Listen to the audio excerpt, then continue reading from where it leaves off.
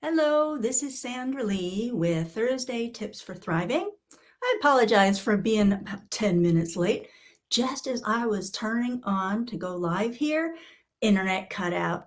I've been having problems with it. Gonna have to deal with it later today. Anyway, I am talking about getting all of the nutrients you need and why it's challenging. So I gave a short live a few minutes ago talking about how the main reason why it's so difficult to get the nutrients that we need in our food is because the government and their policies and businesses and their policies make garbage food readily available and then make getting good, high quality food difficult. They make it harder, more expensive. They put all kinds of roadblocks up against anyone who wants to produce organic food, for example. There's all, all the certifications that are required and all these checks, sorts of things that are not required of conventional producers of produce, of meat, of food. If you want to produce high quality animals for food, again, massive regulations, and they do everything they can to shut these businesses down. Thinking about the raw milk and the benefits of raw milk as opposed to homogenized pasteurized milk, which is what you can get in the store, they are actively suppressing the availability of raw milk. When you have healthy animals supported in the way that animals are designed to live, then milk can be very healthy for many people. Not necessarily everyone, but for many people. Compared to what you can buy in the store, right? Raw milk is so much healthier product. Many more nutrients are available from these well-produced foods. The same thing with meat. Conventional meat is produced in factory farm conditions that lead to unhealthy animals that produces food that's not necessarily ideal for our health. Having animals who are pasture raised or raised under the conditions that are natural for animals produces healthy animals that makes available health supporting food for people. So the production of truly healthy food, unfortunately, is actively suppressed, and the availability of garbage, junked up food is everywhere. So what happens when you consume food that has all kinds of chemicals and artificial sweeteners and flavors and all these things, preservatives in it? Your body has to work to get rid of those chemicals and those wastes and that garbage. Your body has to work to use up the nutrients that it has inside it to be able to process that food.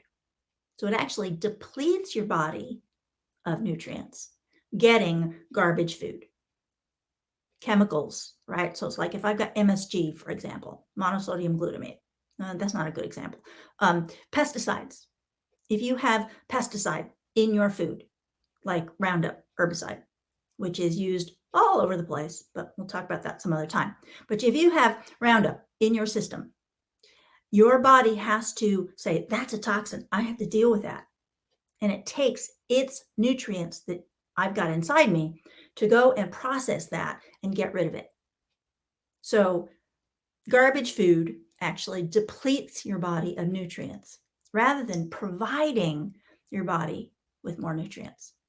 We know that we need vitamins and minerals, proteins, good quality fats, and some people are aware of antioxidants and the value of antioxidants.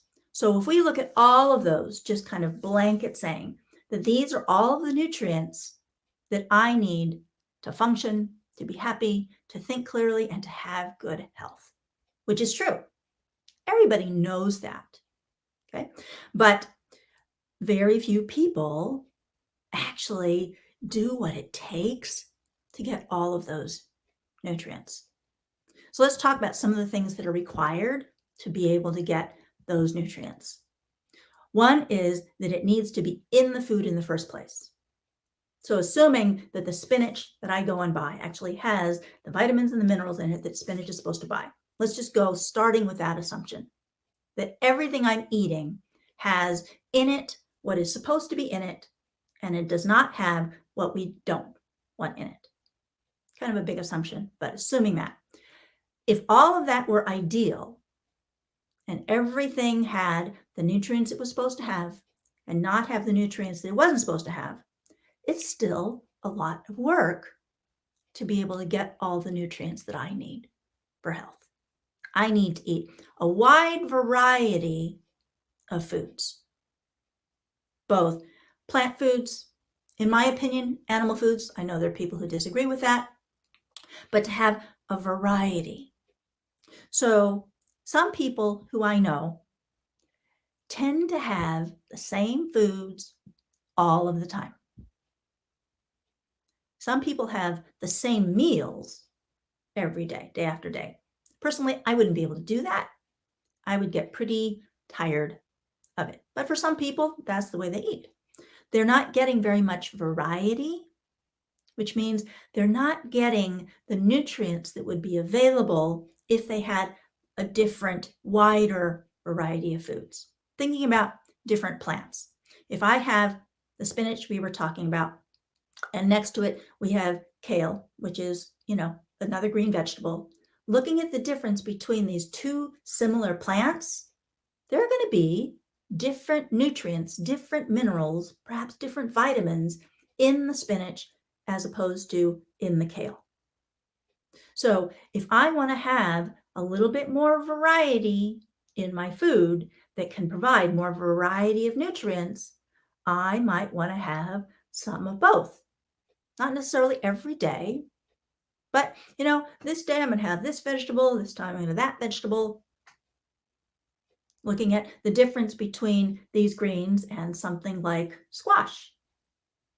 Big difference in the nutrients that are available inside these vegetables. Looking at having different colors. So green versus yellow, orange. Difference in nutrients that are available. These are often called micronutrients. So looking at all of these little individual phytochemicals means basically plant chemicals. We all depend on plants to be able to live. Even if all I ate were meat, and it's not, there are some people with a very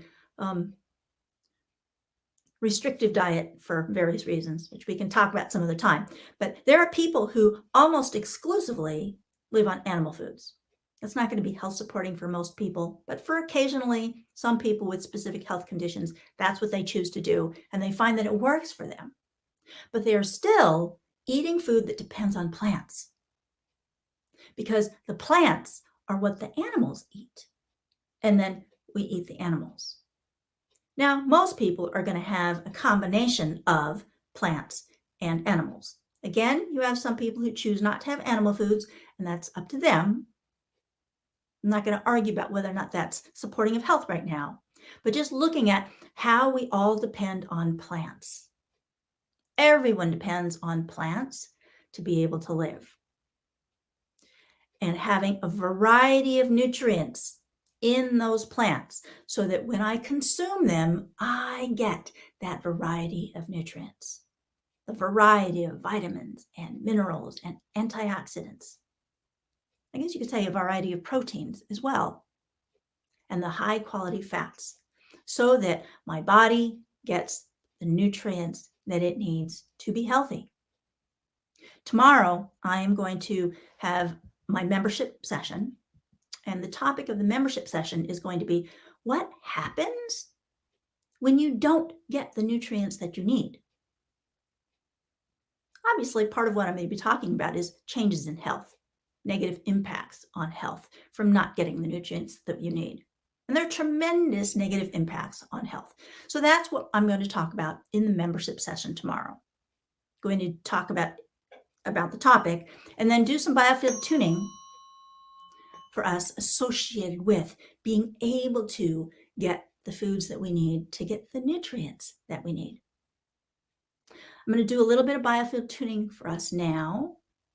I think what's coming up is for being able to make healthy food choices. Oh, let's talk about another aspect of why it's hard to make food choices comes from earlier in life. Something I'm going to call conditioning.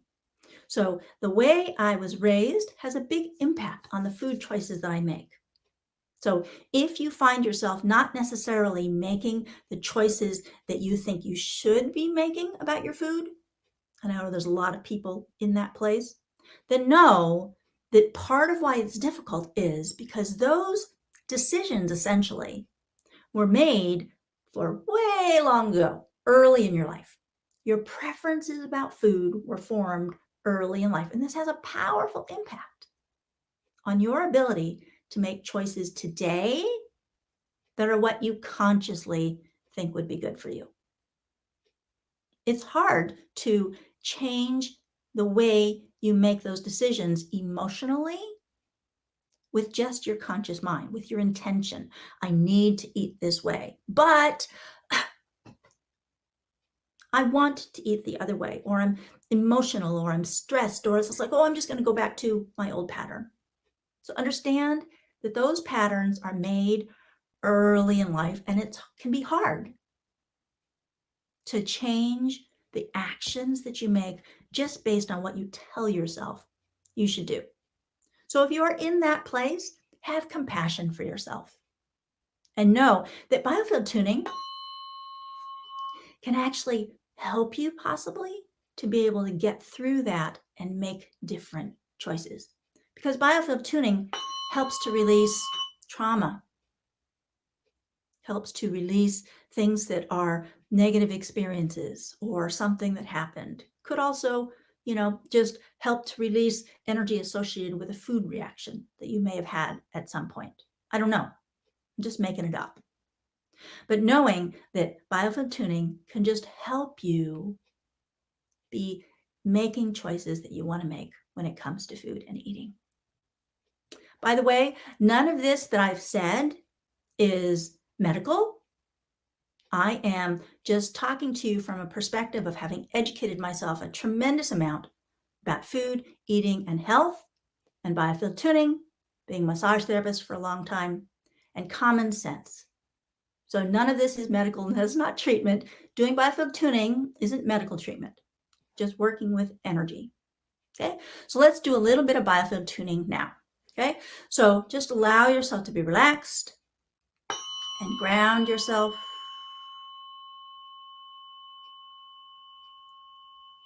Connecting to the earth and then drawing in energy from above, from the sun.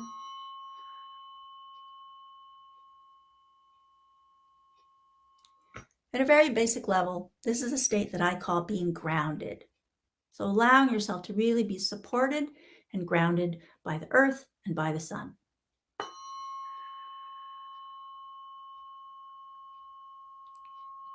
And from this place, notice how you feel a little bit more calm, a little bit more centered.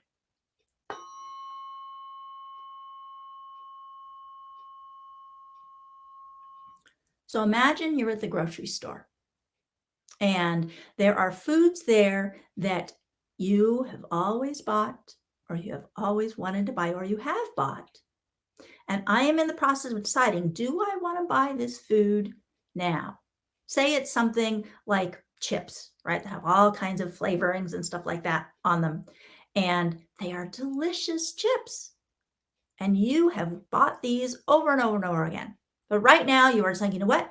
Today I'm going to make a different choice. I want to not buy that food today. Okay, so let's do a little bit of biofield tuning to support you in making this choice that is different from how you have habitually made it in the past. So allowing yourself to be supported by the earth and by the sun.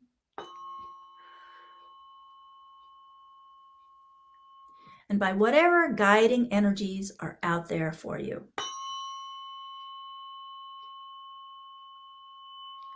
Feel centered in yourself, in who you are.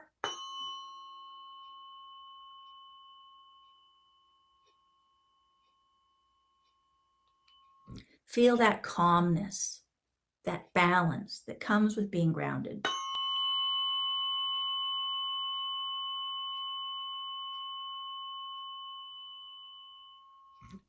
So from this place, knowing that maybe you want to make a different food choice today, and allow yourself from this balanced place, being supported, right? Connect with this whole energy of the chips, say it's Doritos. I used to eat those all the time. Allow yourself to connect that energy and then just feel like, okay, so it's like, what do I want today? What feels right for me today? Would buying Doritos be of service to me today?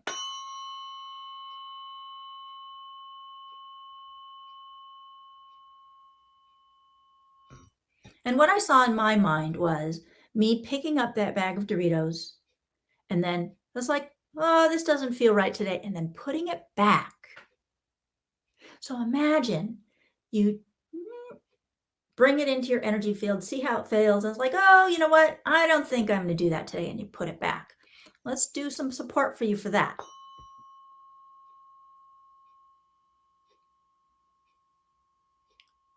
Based on how it feels to you in the moment, what feels right to you in the moment, what choice are you going to make?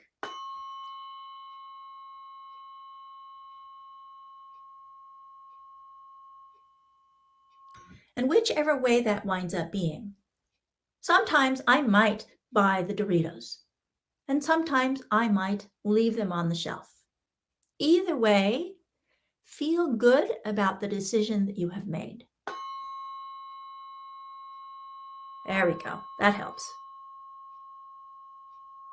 So this is an ongoing evolution, making food choices that are different.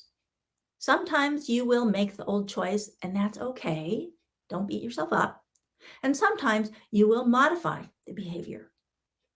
And it's all because you are being more conscious and intentional about how you make the decision. Let's bring your energy back together.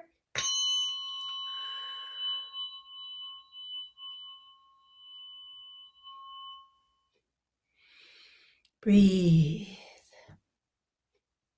So come back into current time. Notice how you feel about this whole question about getting the nutrients you need and making food choices.